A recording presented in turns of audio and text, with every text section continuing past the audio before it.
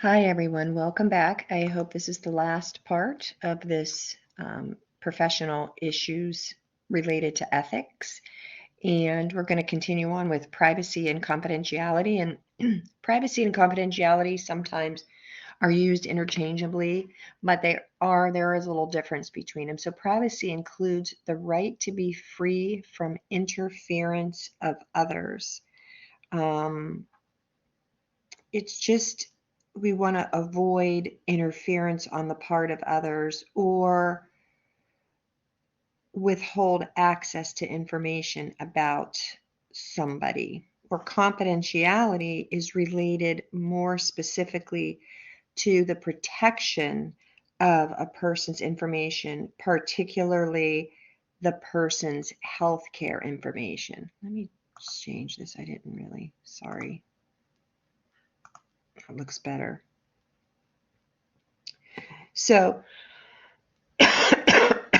there is a little difference between those two, and I'll elaborate on those a little bit more coming up in another slide. So let me just tell you a couple examples though in this. So confidentiality would be violated when a person discloses information about another person, whereas when privacy is violated, somebody can gain access to another person's data. So that's kind of another way to think about a little bit of a difference between the two. Okay, and we want to be careful with this because the patient does have a right for their healthcare information to be used in a proper way and not in a negative way that can cause harm to them.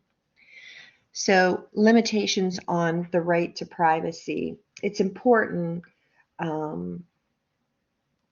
So basically the right of privacy really is important, but it doesn't supersede all considerations, okay? Honoring privacy does not supersede all considerations. We want to weigh privacy against other interests, meaning this. There might be an occasion when an advanced practice nurse would have to break confidentiality in order to prevent serious harm to another person. Okay, that would be a reason. So the problem with this lies actually in making an assessment of what is dangerous and how imminent it is and how severe the likely consequences are. So what really does constitute harm in somebody else. There's also some legalities that come to this that are important to know. They can be different between states and countries on rights of privacy based on the likelihood of harm to a person. Maybe an example of this would be providers are mandated according to law to report certain suspicions like child abuse, elder abuse, somebody has HIV, tuberculosis, so some of those things. So again, they are based on state laws, and not everything is private. And when we start talking about mental health issues, there's some caveats in regard to rights of privacy with that as well. If a person poses a serious danger to others, then there's a duty to exercise some reasonable care to protect the victim that's in danger. Somebody saying, I'm going to go and kill somebody, that would supersede some limitations of right to privacy. So just to know that there are limitations to that right to privacy. Not every single thing is kept private. Okay, the meaning of privacy in healthcare. So essentially, the privacy principle means two things. Number one, patients should have to say in who is allowed access to their bodies or for the purpose of evaluation and treatment and other information. And two, unless the patient gives explicit permission, there is a proscription against healthcare personnel sharing information gained except for the purpose of helping the patient. So we can't just share information with whomever we want to share information with about the patient, unless certain circumstances would warrant that. Okay, the HIPAA and the privacy rule. So most of us who've been involved with healthcare, whether as patients or providers, we're familiar with the Health Insurance Portability and Accountability Act, or HIPAA. And HIPAA was enacted in 1996. And basically what this in 1996 covered was if a person lost their job, they often also lost their health insurance, because health insurance in the United States for the most part is attached to your particular place of employment. And when this HIPAA was enacted, it ensured that a person could continue their health care coverage until regaining an employment with another job, at which point that person would get health insurance, but in the meantime, they didn't have health insurance. So another part or another section of HIPAA is called the privacy rule. And the privacy rule was enacted in 2016 and was meant to standardize the use of health information access while providing protection. Okay.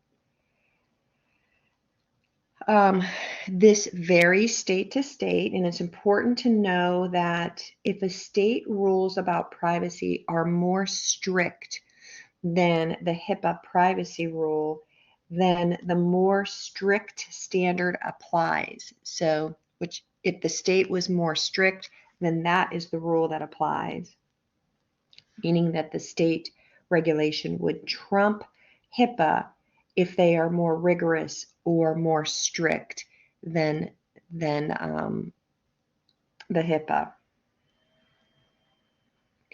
So standardizes the use of health information across the country while providing privacy protection. Okay, the problem here. So the problem with the privacy rule, and we talked about this a little earlier, and the problem with maintaining privacy and confidentiality based purely on ethical considerations is that it's impossible to delineate all imaginable scenarios to the privacy infringements. So clinical judgment, including ethical, we kind of talked about ethical reflection, is still needed for interpretation in specific situations. So a general rule to follow in disclosing a patient's health-related details with others is to provide only that required for good care and only relevant to the situation. That's just a good rule to follow right there. Also, prudence with healthcare records and mindfulness are required when we are using or we are accessing other people's healthcare records, which is going to be very often. Okay, let's talk a little bit about social media.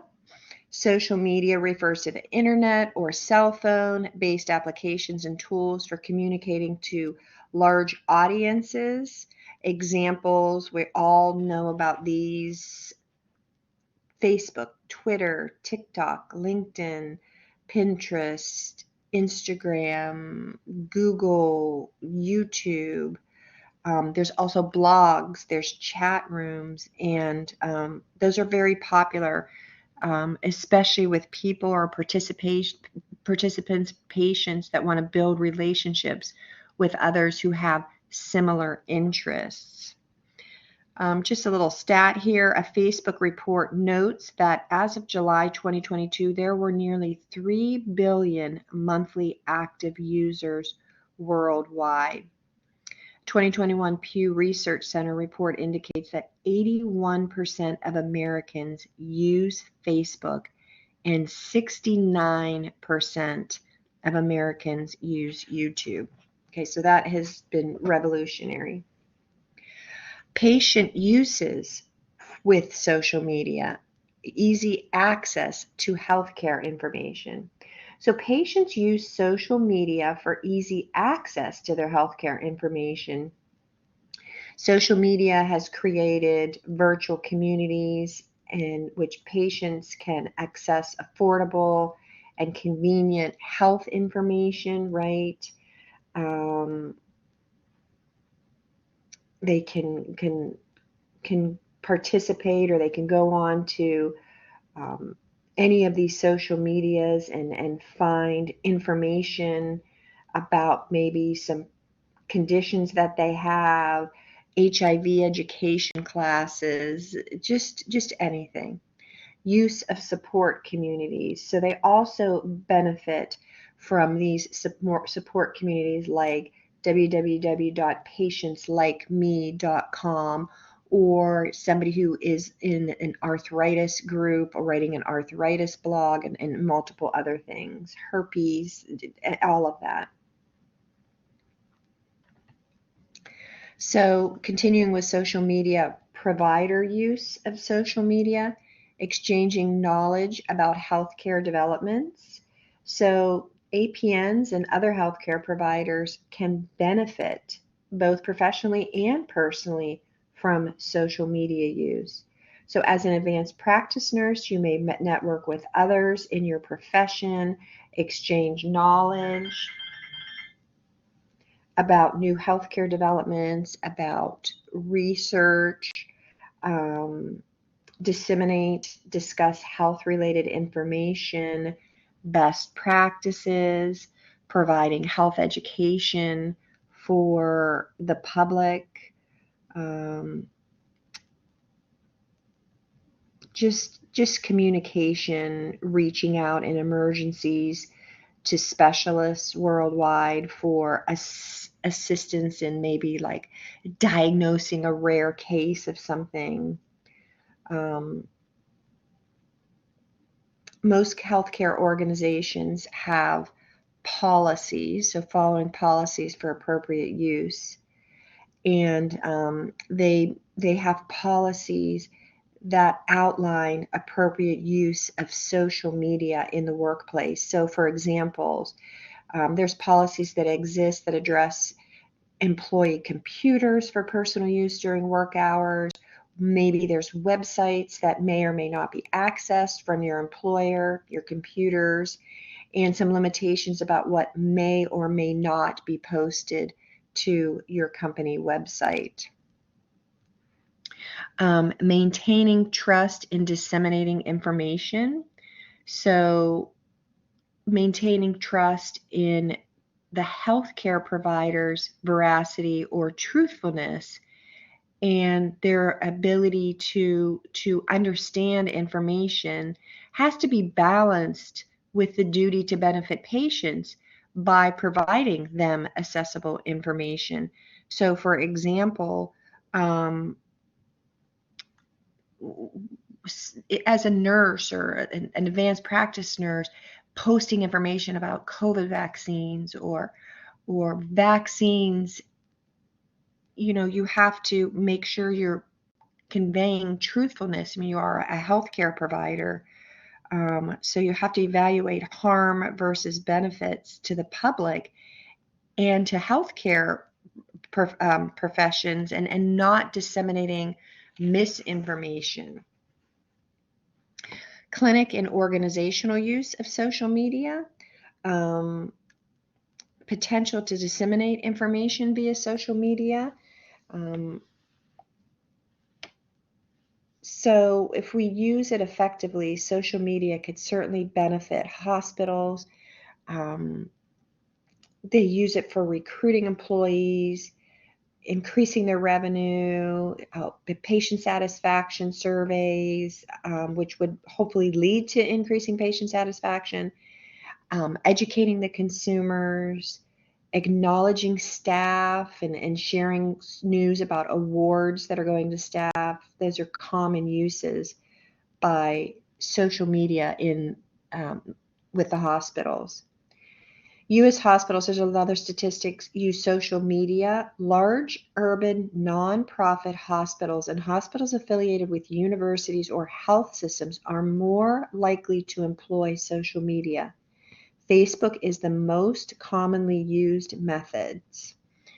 So hospitals have their own Facebook pages.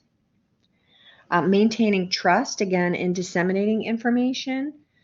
So organizations worried about loss of trust and reputation have recently been faced with questions about concerns about their work environment and their professionals' well-being. And definitely as a result of COVID-19, the supply chain crisis, there was a shortage of personnel, protective equipment, among many other problems. And this was leading to some employees to voice, their concerns and their fear and their frustration publicly on social media. And sometimes there were sanctions against these employees, which include termination as far as things that they posted. Let's see. Fear of loss and trust of reputation. Okay.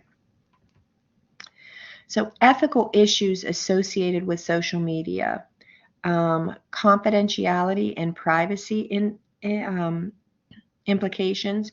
So inadvertent breaches of privacy and confidentiality by healthcare providers on social media have damaged the reputation of organizations and sometimes has undermined the trust in the nursing profession.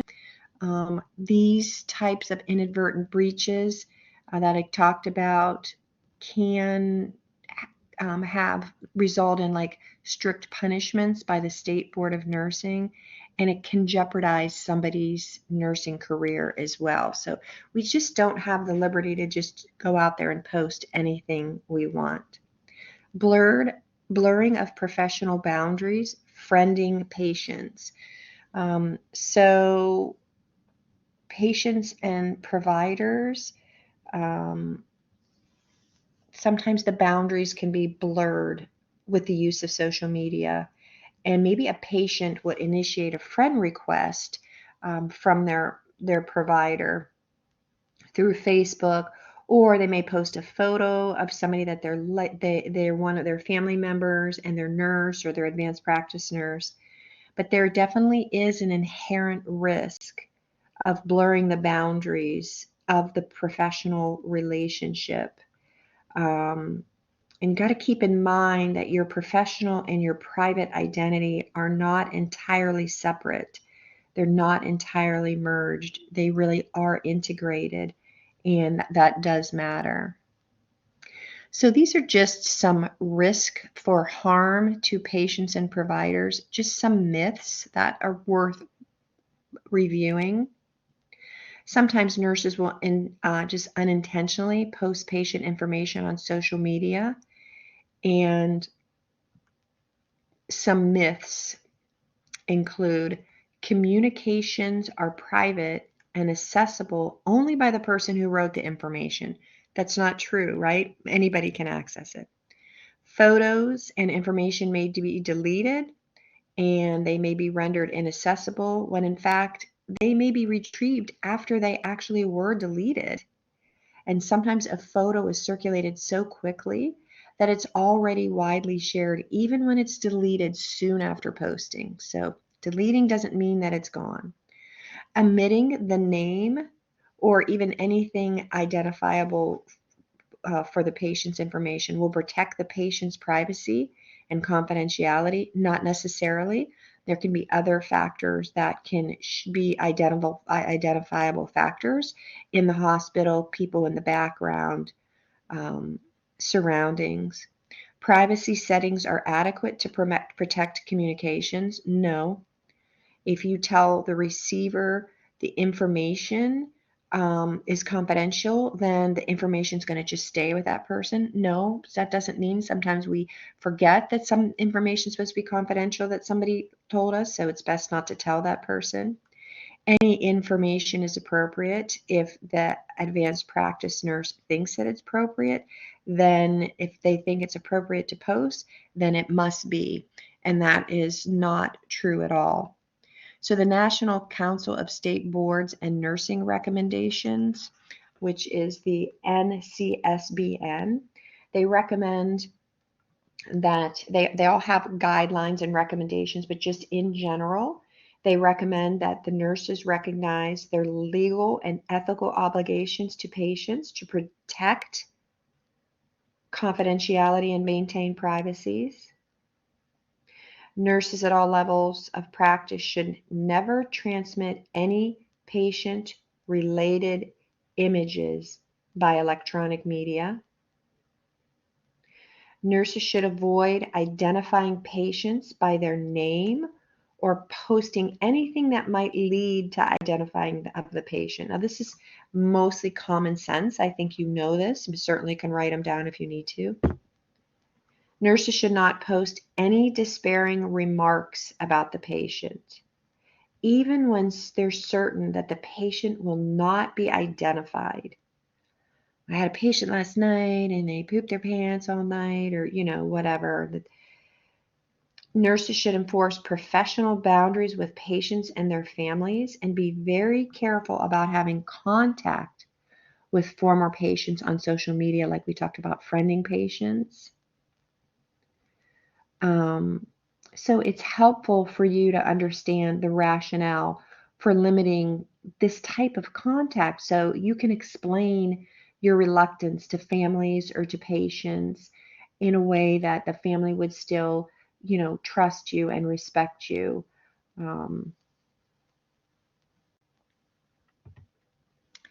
next topic here is electronic health records. And sometimes we call these electronic medical records or EMRs. And it's got a broad definition: computer application that stores health data electronically, and it stores identifiable health data in both inpatient healthcare settings, in outpatient healthcare settings. This electronic health record is used, and it maintains detailed patient records, documentation of orders and interventions, and it ensures the transportability of the record and record keeping, the transportability, which is part of HIPAA. So, they're used by the patients. I think uses and general benefits. So the electronic health record is used in primary, in secondary, in tertiary care settings by nurses, by physicians, by healthcare providers, respiratory, PT, OT. So the primary purpose is to document the patient's progress, and then all of the disciplines can take a look at that, and everybody can have it in live time and don't have to wait for somebody to write it on a piece of paper. It also is used for some other functions, so documentation for legal purposes, regulatory purposes, quality of care considerations and purposes. It is not necessarily standardized across the United States. Some have different types of electronic charting, and the types that are used can be diverse, which can cause a problem. Benefits: improved transportability, access, and accuracy of the electronic health records are a major benefit. So it benefits because the documentation is computerized, it's more legible than handwritten records. Therefore, it can reduce the risk of errors from misinterpretation, from poor handwriting. Just the nature of the electronic records reduces or actually eliminates the need for paper. Um, Much easier portability as far as transferring records. People used to, before electronic records, have to go to their physician's practice and get papers copied and take folders of papers to a consultation for another specialty, to another doctor. So it's so much easier to access the records by computers across all health networks. And it's all at a decreased cost. So there's not a cost with paper and things like that. Most of these are safe, and they have safeguards. They're more accurate, actually, and they have safeguards. Sometimes there's warnings about drug interactions, reminders about health maintenance and vaccinations and appointments, and maybe if there's like a dangerous trend, sometimes there's alerts that are provided. There are benefits for the patient as well as benefits for the healthcare organization as well. So use by the patients. So the patients also use this with their patient portals, and it's definitely revolutionized the way patients are able to access their own medical records and communication with their providers and emailing and messaging and appointments and information,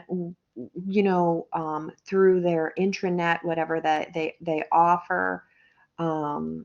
Just helpful with health promotion. Cures Act and open notes without delay. So basically, effective in 2021, healthcare providers in the United States were required to share patient notes without delay.